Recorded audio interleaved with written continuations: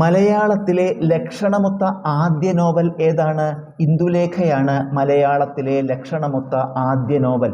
മലയാളത്തിലെ ലക്ഷണമൊത്ത ആദ്യ നോവൽ ഇന്ദുലേഖയാണ്. ഇന്ദുലേഖയുടെ രചയിതാവാരാണ്? ഒ ചന്തുമേനോൻ ആണ് ഇന്ദുലേഖയുടെ രചയിതാവ്. ഇന്ദുലേഖയുടെ രചയിതാവ് ഒ ചന്തുമേനോനാണ്.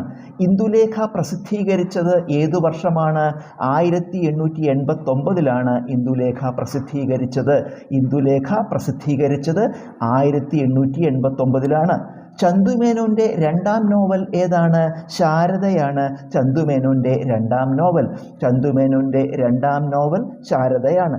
മലയാളത്തിലെ ആദ്യ ചരിത്ര നോവൽ ഏതാണ്? മാർത്താണ്ഡവർമ്മയാണ് മലയാളത്തിലെ ആദ്യ ചരിത്ര നോവൽ. മലയാളത്തിലെ ആദ്യ ചരിത്ര നോവൽ മാർത്താണ്ഡവർമ്മയാണ്.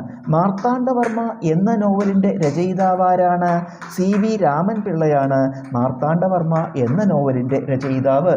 മാർത്താണ്ഡവർമ്മ എന്ന നോവലിൻ്റെ രചയിതാവ് സി വി രാമൻ പിള്ളയാണ്.